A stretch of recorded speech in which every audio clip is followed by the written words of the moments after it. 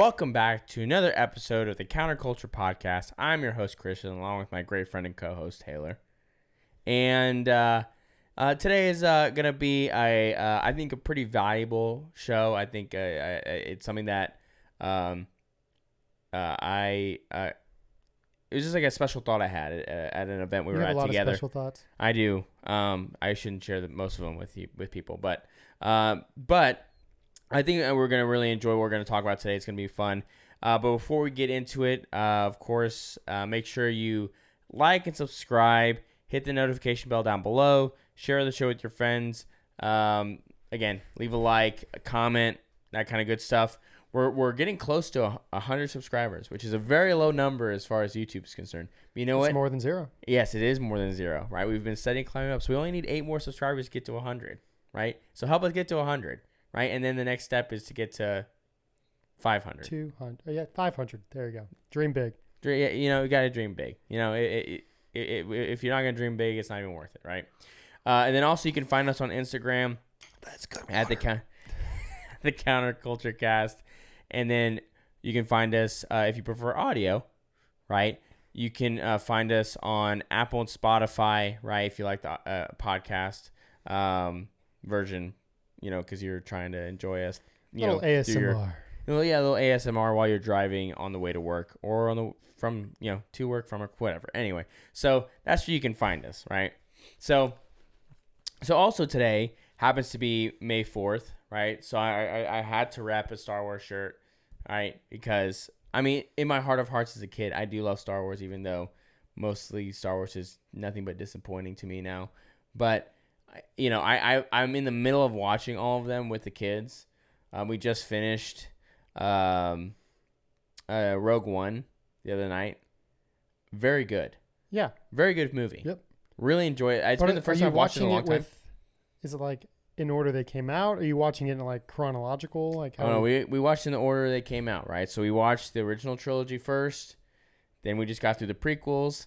Then we got to Rogue One. And now you're about to do like Force Awakens. So we started Solo the other night, the Han Solo movie. Yeah, I never got through that one. It's rough. We're like 30 minutes into it, and I'm debating just skipping it and going to the Force Awakens because as bad as the sequel trilogy is, it's not as bad as Solo. But didn't Solo come out in between? Yeah, it came out like 2018, something like that. So it was in the middle of the trilogy. It's not good. Like it's not good. Like again, like the prequels, they have this like charm about them, even though they're not necessarily great movies. They were hokey, but they were good for what they were. Yes, you know absolutely. What I mean? Looking back, like I said, I watched them with the kids. Very enjoyable. Yeah. Again, a little hokey, a little cheesy sometimes, right? But fun, right? It's fun. I mean, Star Wars, it's a kids movie, right? Ultimately, but Solo is just like not good. It's hot dog water. Yes, it's just not good. It just. So we'll see. We may finish it. I don't know. I may just skip to The Force Awakens. We'll see what happens with that. I'm thinking about it. So, but yeah, no, Rogue One, excellent movie. I haven't watched it in a while. Very good movie. Yeah. Very, very good movie. Do agree. Yes. And it also gave us one of the coolest Darth Vader scenes ever. Like when he's doing the little hallway scene. I guess spoiler if you haven't seen Rogue One. The little hallway scene at the very end. You've had every. Yeah, it's like 5 years old now. I mean, like 5, 6, 4 years old. Like too bad.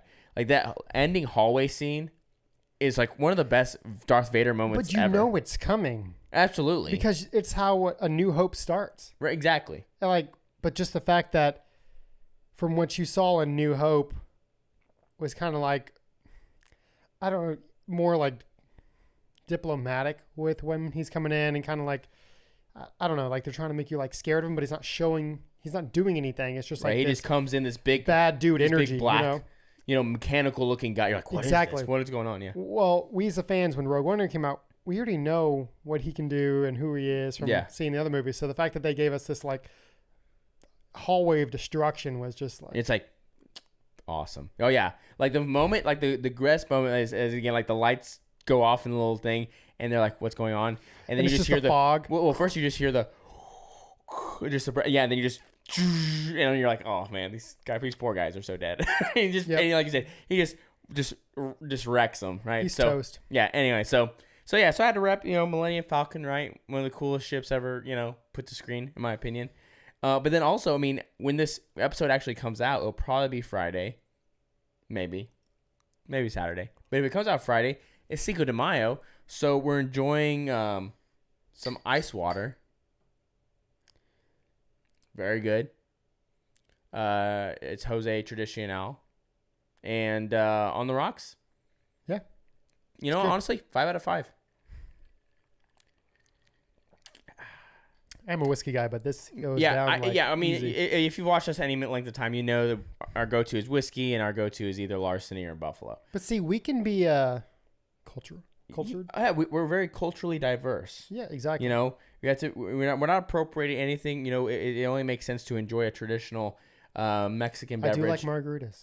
Oh yeah, who doesn't love a good margarita? Mañana. Mm-hmm. But anyways, so anyway, yeah.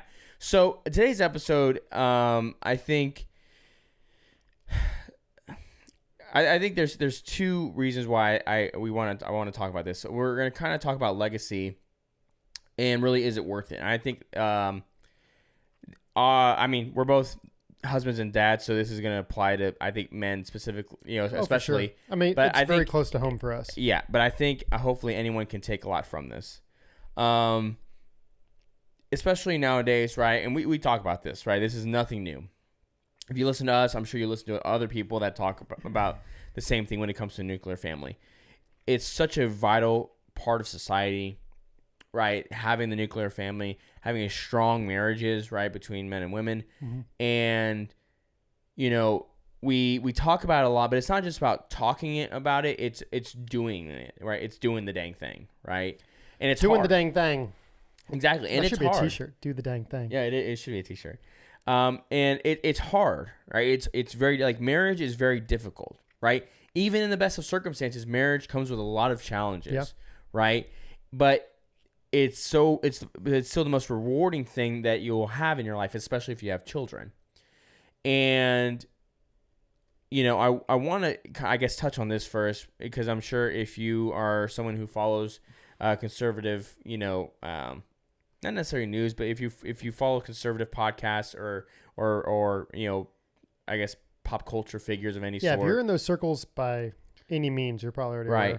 aware. Obviously, it is something that's been talked about recently, which is Steven Crowder getting divorced, and initially, right, hearing about it was kind of odd, just because he had said there's no infidelity, no physical abuse, right? So of course, unfortunately, the question goes to, well, if you weren't unfaithful, if there was no adultery, if there was no physical abuse, why are you getting a divorce? Especially someone who talked a lot about the value of marriage, the value of having children. All these things, right, and why it's important to stay married, right, why divorce is not good. Yeah, well, it makes you wonder, especially because, I mean, sure, maybe he's a workaholic. He does a lot for the show. Maybe he's not around a lot. But I also know he took quite a bit of time off when the twins were born. The fact that he just had kids kind of makes you like, well, was it that recent, or are they maybe like a year old now or something? I think at this point, his twins may be almost 2 at this point. Really? It's been that long? Yeah, anyways, time flies. It was in the middle of the whole COVID thing. But then you even look back. I mean, all the health issues he just went through. He just had twins. I mean, they may be 2 now, but you're going through a divorce. Oh, so did you see the story about that? Right, because of course we thought he was having some life-threatening sort of thing. Yeah, with his chest or whatever, and they made that what is that, Mayo Clinic documentary or something? Yeah. They were trying to do on? So apparently, according to his wife, that was actually a lie. It was an elective surgery for reconstruction because he didn't like the way his chest looked. Right. He said he didn't like it because it caves in. Right, but it wasn't because of any. It wasn't sort of putting pressure. It wasn't anything. anything life-threatening. It was completely elective. The truth comes out when. And here's the problem: is, apparently, right? She obviously she knew these things and she wasn't going to say anything, but he started kind of airing some laundry. airing a little laundry. And so she's like, all right, well, you want to do that? Then let's play. And of course, unfortunately, through that, it was also revealed some footage from their Ring doorbell of their home. It's actually like a camera on the back porch or something. Or back porch, yeah. Oh, yeah. Where he is seen kind of basically verbally abusing his 8-month pregnant wife. And look, it's one thing, and we were talking about this before we started recording, it's one thing, people have arguments, right? Married people have disagreements, right? Like, right. Even about great ones, right? Like Christina and I, right? I think we have a very good marriage, but we do disagree plenty. Healthy couples fight. If you're not fighting, and I'm not saying like every single day, and like dishes get broken, that may be unhealthy, but a healthy relationship. I think that might definitely be unhealthy. Depends on your household. Mazel tov. I don't know. Opa. What is this? My Big Fat Greek Wedding. Great movie. Anyways, it is very good. What was I saying? I get fucking sidetracked. But we're talking about healthy marriages. Right. Yeah. You have arguments. You have disagreements. You have arguments. If you're never fighting, somebody's bottling something up. Somebody's holding on to something that they're not even. You want that open line of communication, because ultimately you're not always going to agree with your significant other. So yeah, I mean, me and my wife get into our fair share of arguments, but I think every single time we have one, we come out stronger. Mm-hmm. If not, we at least have an understanding of what that other person is going through or is trying to, like, what their point is and how to maybe kind of avoid that situation the next time.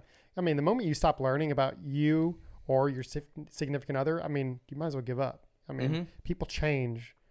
I mean, and you got to grow with each other. I don't know. Yeah. And so, but that was a rough video to watch. Yeah. I mean, as a guy, it was pretty unsettling, because again, there's a difference between, yes, we're having a disagreement versus you verbally abusing and berating your spouse. And of course, this was back when his wife was pregnant. So this is now a couple years ago. And it just seems that, unfortunately, he, in a way, seemed to abuse his position as being the breadwinner the breadwinner and the husband, and I would say actually controlling, right? Like, because women like to, the feminist types like to throw that around, a lot, and I would say this is actually a good example of actually controlling, right? I mean, he, they only had, even with the money they only have one car, and she wanted to go to the grocery store, and he basically forbade her to do so. Yeah, and it's not that he offered, like, let me go do it, or how about I drive, right? We'll go together. It's just he told her, no, you can't. And he wasn't going anywhere. I think also in the dialogue, doesn't he tell her, like, right, but if you go, then I absolutely can't leave. And it's like, what are you talking about? He's afraid to be like stuck there. Yeah. Like, that's I don't know. Like, people like to throw around the word like toxic masculinity, and it's so cringeworthy. And I'm not saying it's not out there, but this was a prime example of just a toxic male. Like, it was hard for me to watch. And I'm not saying that I've never had moments I'm not proud of, because there certainly are many, I'm sure. But I don't know. There's just something about it being like recorded, and it's not like it was one thing. It's like 10 minutes of just like, dude, like, you're. At first, I was like 30, 40 seconds into the video, and my wife was showing it to me, and I was like, okay, but, we're not inside their four walls. We don't know the context of this or, like, what she did to push him to there. But the more it went on, I was just like, damn. I was like, you're right. I just had to, like, completely side with her. I'm like, this does not look good in any way, like, for him. Yeah, and, what's the saddest part about this is, when we are fighting so hard, right, to show and tell people about the blessings of marriage and how awesome it is. Half our guest has just been about the power of marriage and starting a family. Right. I mean, yeah, you think about the people we've had on the show, right? Whether it's Phil, right? Allie, Rebecca, Carla, right? We talk about the value of that's our main shtick. Yeah, of being, we're dads, right? I mean, it's not just our stick, it's who we are, right? I mean, it is our identity. It is our legacy. Yeah. I see what you did there. And so to have this happen, it is in a sense a black eye to the conservative movement, sure, but I think more so to the idea of marriage and the idea of, right, having your wife have children and her being able to have the ability to stay home and raise those kids, Mm-hmm. right? Because what those should be is a privilege to be able to do that. And when you have something like that, unfortunately, I know for a fact there was a lot of people that saw this and immediately thought, see, I told you. this Yeah. is why you don't do this. This is why, I told you so. See, these people are crazy. See, look what they do to women, right? And Well, not only that, but Crowder's always been a little bit brash. He's always been abrasive. Like, you either like him for it because he's going to say what he means, but you kind of always wonder, like, is this just his like late night show like side, but really he's just like a calm, cool family man, like he talks about when he gets serious, or is he kind of take this home and just become that same asshole, but around his like, his family, his most dearest people, his like loved ones. And I don't know, that little peek behind the curtain was kind of a wake up call. Like, holy crap. Like, I don't know if that's how it always was, or they're having a bad day, but regardless, to your point, it's all the people who didn't like Crowder, who said, "Oh, he's just a toxic man, misogynist, the whole nine." Now they have some ammunition in their pocket because it's kind of like, "See, I told you so." right? And again, it's even worse saying, all these people that watch him, right? They're just like him. They want to be like him, right? So therefore, right? They're probably just like this, and this is why these traditional values are not good. This is why, for women, why you shouldn't stay at home. Why you shouldn't have this? Because look at this. Like, look what he's doing. Like, look at the. Look, she's trapped. Controlled. Yeah. She's trapped. Like all these kind of things, and again, I have no defense for what happened. Right, what he did was despicable. How he treated his wife is just gross and just terrible. Right, Terrible. Yeah, and any man who treats his wife in that way, right, is a terrible example of masculinity, and not only that, just kind of just weak. It's just very weak sauce sort of stuff. Yeah, like that's not a man. No. In my opinion. Like you grow up and your dad's always telling you it takes more courage to like walk away from a fight or to turn the other cheek. And like a lot of the hotheads growing up, they're like, that's not, you're just being a wussy, or that's not tough. You're being scared. But Yeah. I would say, being a real man is like being able to take one on the chin, not raising a hand to your woman, like never letting yourself get to that point where Crowder did. I don't know. Is it easy, especially if you are the main provider for your family, to flaunt that when you get into a fight? I mean, I've said a few things before, maybe it was, just my personal side of things, but my wife stays at home. She works part-time and stuff now, but we've had kind of talks like that, but just the way he wouldn't let it go. And it's like, he was just like putting her in her place for it. I don't know. It's weak. Like you said, it's weak sauce. Yeah, and it dehumanizes her in a terrible way. And what's important, I think, from what you said, obviously it's important to defend yourself, but I think about it was one of the times that Jordan Peterson was on with Joe Rogan. Now he's said this in other places, but this is where I think a lot of people saw it because everybody watches Joe Rogan. But he was talking about the Old Testament verse about Christ saying the meek shall inherit the earth. And, in the modern, understanding, a lot of people, when they think of meek, they think of someone who is, weak, harmless, right? All this kind of stuff. I think I saw this clip. And you probably have, right? It's very, very explaining what meek really is. Yeah, you're right. If you look at the original understanding of what that word meant, it was, someone that, someone who knows how to use their sword, but keeps it sheathed, right? They choose not to abuse the power and strength that they have, right? And that's a much more powerful thing, right? And I think in the clip, Joe talks about, or like, it's like with, it's like our Uncle Ben always said, with great power comes great responsibility. That's true. Hey, you know what? That is absolutely true. It's one of the better things to come out of Marvel. I'm a DC guy, so absolutely. absolutely. I mean, with great power comes great responsibility is one of the greatest lines ever written. But it was so overused. It's everywhere. Well, that's because Spider-Man is like probably, I would say, what, like the top 3 most popular characters of all time. Yeah, but it's only been rebooted like A 60 jillion times. Yeah, Yeah, don't worry, it'll happen again within the next 5 years, I'm sure, because Tom Holland will get sick of it or whatever. probably. But He's going to look like a kid till he's 40, though.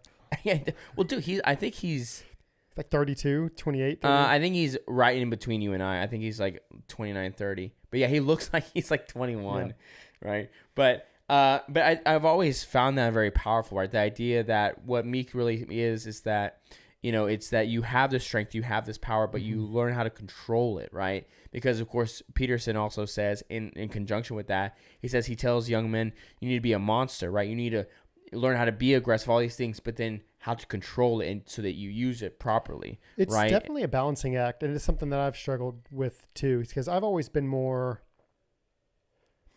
I don't want to say modest or humble, but more, I avoid confrontation. So growing up, I would turn the other cheek, or I'd, laugh one off and just kind of not let it get to that point. And there's just something about not just getting married, because that's the first step, the first, I guess, trigger, but then it's becoming a father. Not one, but for me, it's 3 times. And I swear, every kid I have, it's like another trigger. It's like cutting balloons, and eventually there's really nothing lifting you up anymore. Like you're rock solid, like, so I'm not as non-confrontational anymore. Like, I'm not going to say I'm like at a bar looking to fight somebody, but I'm like, it comes back. I mean, we keep saying, I'm joking, but like the legacy is like, that's what I'm fighting for. Like, so I'm not as easy to like just laugh it off or just ignore, or to take an insult on the chin. Like, it's go time. Yeah. I mean, it's funny you say that too, because I certainly feel the same way. And it's not just the having kids. It's when you look at,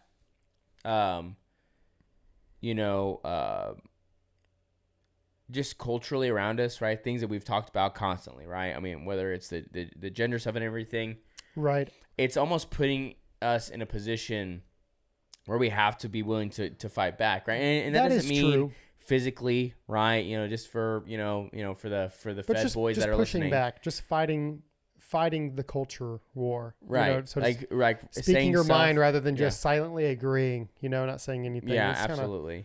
Right. And I just had to clarify, right, for the any Fed boys that are listening in. I mean, I'm sure we're on an FBI watch list at this point. For being based, red pilled. What are the other terms they talked about? I don't remember. I'm also Catholic too, so that really puts a big red flag on it. So, but hey, what are you gonna do? So, but when I look at that, it's gonna be even more incumbent to again, it's about walking the walk, right? And that's almost more important than just saying it, right? Because in a lot of ways, our actions, to what you're saying, can be the greatest example of fighting these cultural battles that are going on, right? It's making, marriage look attractive. Like Christina and I kind of talk about that a lot, is because for us, we see a lot of value in the institution itself, right? Just like obviously, you guys do. And, hopefully most of you guys listening it's so are rewarding, especially when you're doing it with somebody who's equally committed. And so if you, to your point, can be a shining example, and more so than that, just a good role model for the institution of marriage. Like, we have family that look up to you as well as I know me on, this is what I want out of a marriage. They may not know everything that goes on behind the walls, or the fights we get in, or the amount of work that we keep talking about that is involved in making it look so appealing when we go to family functions or things like that. But the fact that it even makes people want that for themselves means we're doing something right. Absolutely. And, for us, we're very privileged to be in a position where, and I say privileged truly because most people have... because most people have no idea what this experience is like, meaning like your parents are both were married and have stayed married. Right? Like how many years? Is it like 30? I know they celebrated a big anniversary here a while back, but even So my it's probably parents, 35th anniversary, probably, or a little closer because you're 33 now or 32. How old are you, So- Taylor? I was doing the math for their marriage. I am 32.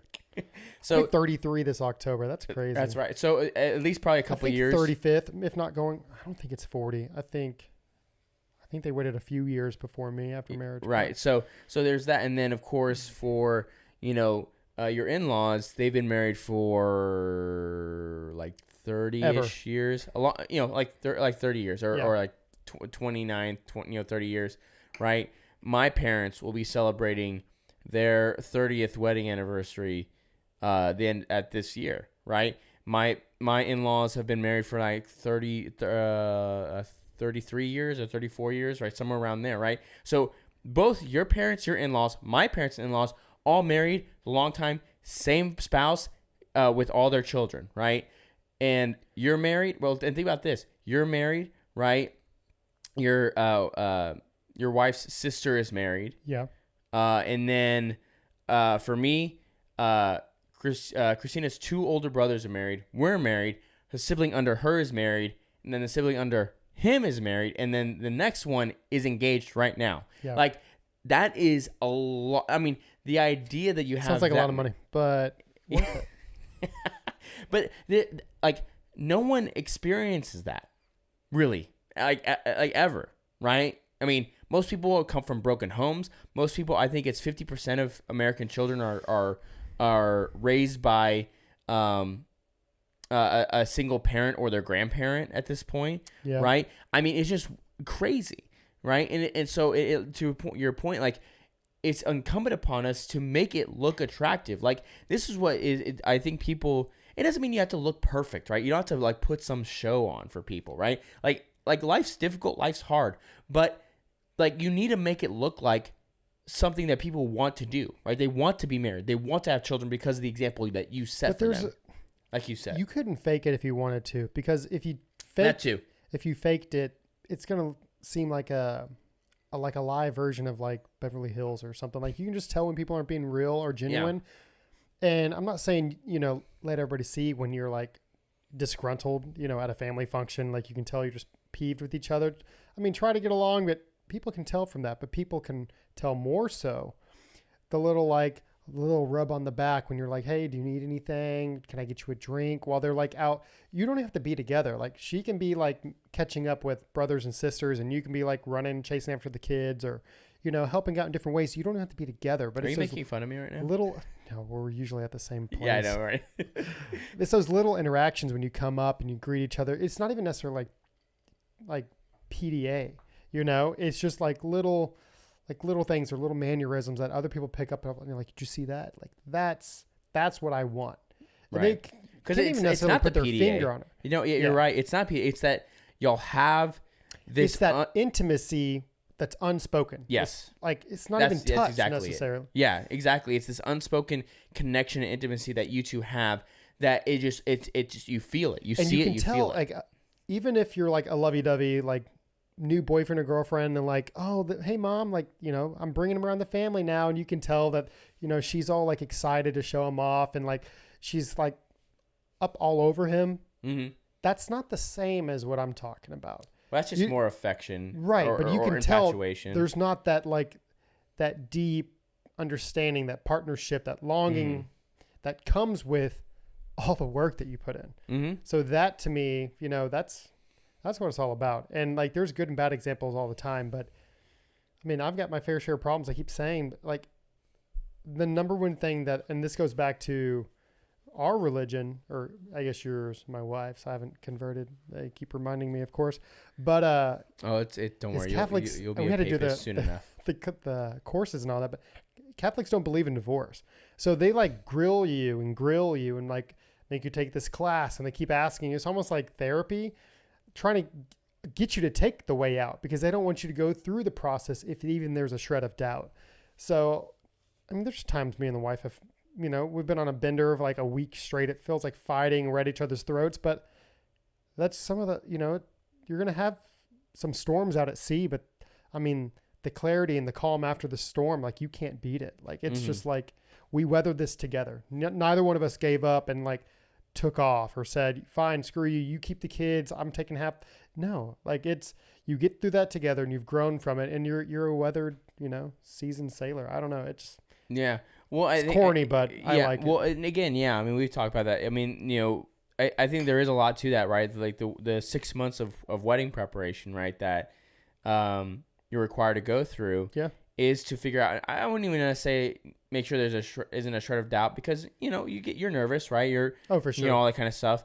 But it's to take out all the other things away, right? To make sure that you guys have an understanding of that we do want to raise kids and we have an idea of maybe how many you want to have, and when it comes to finance, like it's trying to prepare but you. making sure that you're going to raise them with the faith and not just right. Yeah, exactly. Right. It's to make sure that you are prepared as best as possible for the challenges that life comes at you, whether it's again medically, financially, spiritually, whatever it is, because you are going to be required to weather the financial storms. ones have always been hard. Like that'll put a strain on a marriage. It is, and that's why again, when you think about the vows, right? For better, for worse. Yeah, for better, for worse, for richer, for poor, right? For in sickness and in health, right? It's that you're again in I guess in the Catholic perspective, I think for anyone that's a Christian as well, right? It's a covenant between the two of you and God, right? So it's something beyond just some sort of contract, and everything, and that's where that's what irritates me so much with this Crowder thing, is especially for everything he's talked about, for the values, for the religion.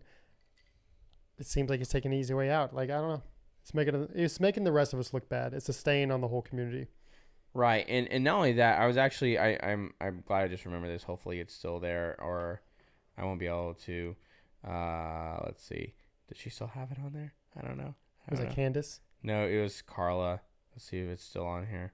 It's not on here. Did I save it? Let's see if I saved it. I probably didn't because I was busy with work and with the kids, and I'm like, oh, I'll remember it later, and of course I didn't. Because why would I ever do that? It was a post from... It's a lot of small talk. I may edit that out. I may just leave it just for you. Nah, just leave it in. It's okay. Okay, yeah, here it is. Let's see if he posted it. Was he bold enough to post it? No, he wasn't. Okay, so it was about... Trad West maybe posted it. Dang it. Oh, okay, hold on. I got it. It's going to be a good point. Hopefully. Now I'm probably hyping it up too much. See, I'm curious why all my ice is gone and he still got like all of his cubes. I noticed that like 10 minutes ago. Well, I like a lot of ice. Did you add more after I left? Yeah. Oh, I gotta have a lot of ice. Dadgummit. Shoot. Where is it? Dadgummit. I'm so mad right now. Anyway, so what it was, I'll try to... So there's this guy, and this isn't like to create some sort of like beef, whatever. But this guy, his name's Rolo, and he's like it's like he's like a red pill in the red pill manosphere space, whatever. As the Rational Male is his YouTube channel, whatever. And this isn't me like trying to hit up and all this kind of other crap, right? I'm not trying to make a point about going after him, but he had tweeted something about what it means to be a high value man right now. He talked about, right, making a lot of money, right, which, I'm sure I can agree with, but like getting a vasectomy, not getting married, all these kind of vasectomy in your 20s, not getting married, all kind of stuff.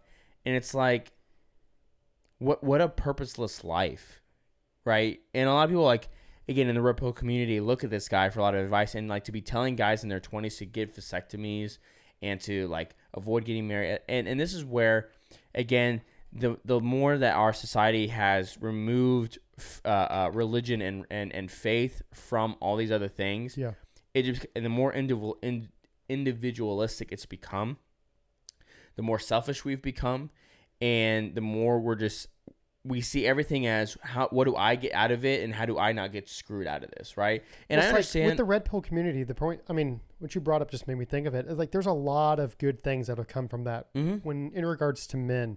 Mm-hmm. With healthy empowerment, with sticking up for yourself, and dealing with women. I think there's value there. Individualistic, being self-sufficient, not feeling like a simp and just like always catering and, chasing tail. Yeah, don't simp for the OnlyFans girls. But without the moral compass of religion and the legacy that comes with it, I mean, like, what's your point? You're almost going to become the male version of the single old cat lady. And, Yeah, you're just gay. I wouldn't say that. You're probably getting a lot of tail. You're probably like, I'm not getting, vasectomy, no kids. Like, I've got a speedboat and I go to the Caymans in Colorado every year and I just got, more money than I can do with because I don't have some chick weighing me down. Cool. That's great. Until it isn't. You're going to look back and you're just going to be that uncle. You know what I mean? Mm-hmm. And you're going to be living through your brother's kids or something. Even if you're lucky enough to even have that connection of youth and innocence, that's through like your brother. If not, I mean, it's going to be sad because, I mean, that's going to be fun maybe until you're 40, maybe 50. And then you have to start getting T injections or whatever else. And you start realizing like, manliness isn't all that it's cracked up to be. And you're left with nothing. Just like the lady who wanted to be the boss babe, and do that. It's the same. It hits them much thing. sooner. And again, I think that men have an easier time with being able to stay single and not have children. I think they can. Of course, it's easier for a man to be single. I'm just saying when it compares to women. We have to do all the work and chasing. What I mean is it's that like saying a hunter. It's easy for a hunter to starve. Yeah, he just doesn't try. No. What I mean is, I think it hits a woman much harder not to be married with children than it hits men. However, I think there is still that sense of loneliness because at the end of the day, no matter how much money you can make, you can only spend so much and it can only do so many things for you at the end of the day. Yeah. And without somebody to, I think, bequeath or to live, to pass on your values and everything like that, there's not really a lot to this. And this kind of takes me to, I guess, the main point of where the inspiration for today came from was recently we were both at the celebration of my father-in-law's 60th birthday. Okay. So it was all of us, all my brother and sisters-in-laws, except for a couple of them because they live in Georgia. But all this, I mean, Taylor was there. His in-laws were there. All these people were here, right? All everybody these cousins who like family. mattered and cared. Yeah, but we're gathered your side around. is actual like kin. Well, I mean, we're all kin, but like some of us by marriage, some of us like sisters and all that. But you're like married into the family, so yeah, directly. All of his children, for right, the most part, were there, and just to watch it, like children and his grandchildren, right? Like some of my nieces, my nieces were there, and all this kind of stuff. And and at one point we're about to sing happy birthday, and it was going around and people were sharing happy things or nice things they wanted to say to him, and I was kind of just sitting there looking around and reflecting myself and saying like, I think two things. Number one is if he had not gotten married, right, and had the values that my father-in-law has and did the things that he's done, he's not gathered around all these people that care about him, right? He doesn't have all these children. I mean, my wife is one of 9. He doesn't have his grandchildren here. He doesn't have all these people here, to honor him on this milestone birthday. Right, but not only that, but just like the relationships that have been built and bridged because of the decision he's made. Right, and that actually gets me to the next one. That's like a butterfly effect kind of thing. So it is, right? Because here's what's crazy about this. I mean, this is, I think you're getting to the major point is the impact an individual person has is monumental. So monumental. I mean, it is astronomical. The waves that it creates, right? And this goes to a point that I believe, right, why I'm pro-life is that every individual person has such a dramatic impact on life. And I think a lot of times we can feel so insignificant because of social media or maybe the work we're doing, whatever. But the mental health arguments always kind of like cracked me up. And people play into it, or they push medication and everything instead because people feel sorry for themselves, or they feel like their life doesn't matter. I'm like, everything is a ripple effect.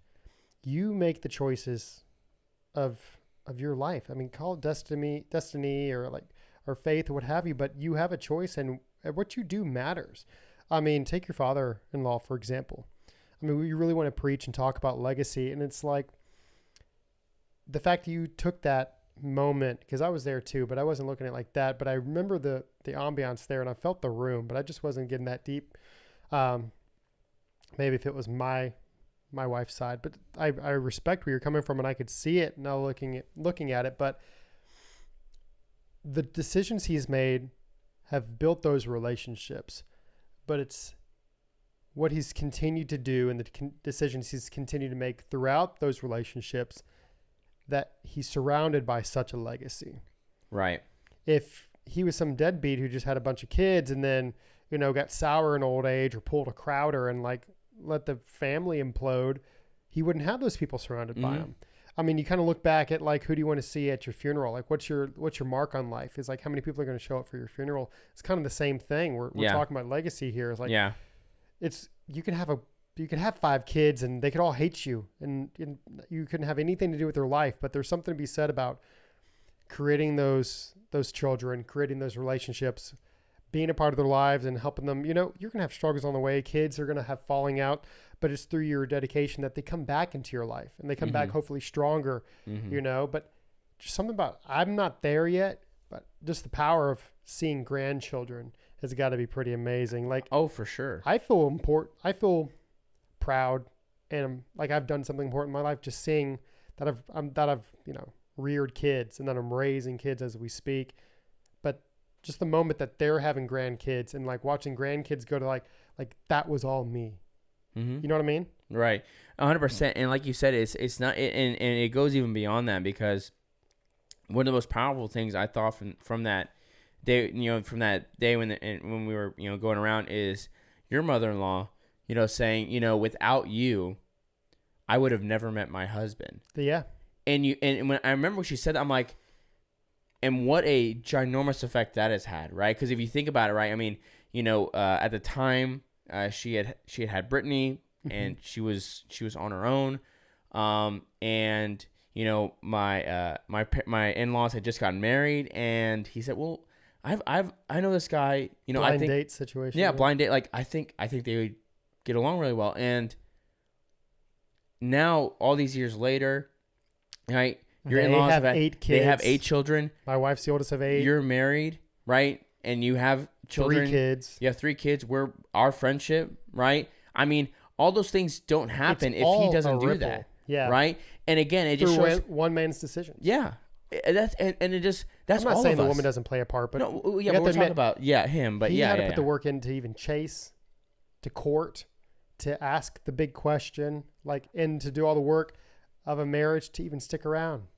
Right, absolutely. He never got milk. And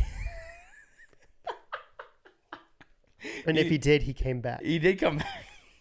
but you think about that. What an incredible, powerful example of the effect. And here's, again, this is, I think, hopefully a powerful thing that you can take no matter where you are in your life, whether you're married or whatever, is you do matter. You have an effect on the people around you. You can create massive ripple effects by the actions that you take. I mean, you can change people's lives. I mean, again, by my father-in-law pursuing and marrying my mother, my mother-in-law, right?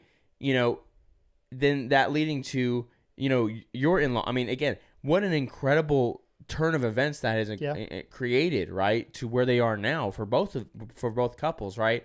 Again, 9 and then 8 children, right? All these things, it's unbelievable, right? And so, I was thinking about that, is that, we're celebrating this man, right? And what he means to, all of us, and look at what he's done by the choices he's made. And so again, and that just goes to another thing that we always talk about is, right, the choices that we make on a day-to-day basis can have massive effects, right, on what you're doing and where you're going, And so, when I was seeing that, I was like, man, I said, the really unfortunate thing is for all these people who bash marriage, and preach to the heavens, right? I'm never going to get married, or I couldn't have kids, right? There's just people that couldn't be bothered or burdened by children. It's you're going to be so lonely later on in life because you're not going to have anyone around you, right, to celebrate you because you were too selfish, right, to want to look outside of yourself to give something to the world, and again through having children. You're not leaving a mark. Yeah. You leave no mark. You leave nothing. You're gone. You're gone. You leave nothing, right, for the world to be able to continue what mattered to you. Yeah, imagine the warmth you feel when somebody's celebrating your birthday. And you're surrounded by a couple friends, maybe some family. But the older you get, you realize that the birthdays, fewer and fewer show up. Mm-hmm. And it seems each year that it's less and less important. Eventually, if you're lucky enough to have a wife or a spouse, maybe some kids who are still in your life and they're not off to college with better or more important things to do, then maybe you go out, just your spouse, and you get like a nice steak dinner or something. But it's not like when you're 20 or the big 30th that I had, when it's like 30 people are there all celebrating you. But that feeling, that warmth you get of feeling important and recognized, I mean, that's great and all. But there's a difference in that kind of that little bit of warmth you're feeling and just mainly just being recognized, which feels good. You're a center of attention. But what your father-in-law felt was truly warmth. There was it was like radiation going off in that room. Like it wasn't so hokey. It wasn't like kumbaya and everybody put a hand on him kind of thing. But I can tell there's times he doesn't look happy or he's just like, oh, there's people at my house and like, I'm going to have to start cleaning up. And well, I mean, he is a man. I mean, he is a guy. But that night, because it was all, I don't want to say just about him, but everybody showed up and gathered just for him. And instead of just going doing their own thing, there was that moment where it's like everybody came in and just focused right there on him. And he was beaming. Like, to get to that point in life where I'm 30 years away from that. But I mean, you would hope, I mean, that seems like one of the highlights of, I don't want to say life because there's a lot of big moments, but you see my point. Like would be a big deal to get 60 absolutely. Years old and be able to look at the impact you've made and about how people still care about you and they're willing to show up and just, I don't know, talk about leaving your mark, but like leaving a lasting mark, something that hopefully through those teachings and those people who come, they obviously care enough to be there, have taken your teachings and they're going to be teaching their youth. Like there's always going to be a bit of you or a little bit of grandpa that's going on through down the generations because I mean, realistically, that's what we need. I mean, we need more wholesome content like that because right now, I mean, family values, nuclear family, everything is like circling the drain. Right now it's about you can be gender fluid at the age of 5 and there's so much confusion going on that there's not enough good, not enough more morality that's being passed down that's going to be generational. And I don't know. I'm doing the best I can. I know you as well for our family, but I'm definitely legacy building here and I'll be damned if I let anybody get in the way of me leaving my mark. So. Absolutely. And that's where, again, my hope would be, from this what, is Montana, just, Wyoming? That's your hope? Got to get away. I've been looking. I'm not sidetracking you. Go on. I mean, it's like 50 there right now in Yellowstone County. Wouldn't that be nice? Instead of these fucking mosquitoes. I can handle the cold. Employment's a different matter, but we'll work on that. They have the internet. I'd be okay. So, but again, I want to talk about this just because, again, and I think you put it the best way is that this is your greatest way to build a legacy is to get married and have children, and have those children, represent you, right, and the values and everything that you stand for, right, because they're the ones that pass that on. They're the ones that continue that Look after at Andrew you're gone. Tate. It doesn't matter the mark he's trying to leave or the impression he's making for this blip of time. What's going to outlive him? I mean, they say the internet's forever, but the internet's a big place and a lot gets forgotten. That's right.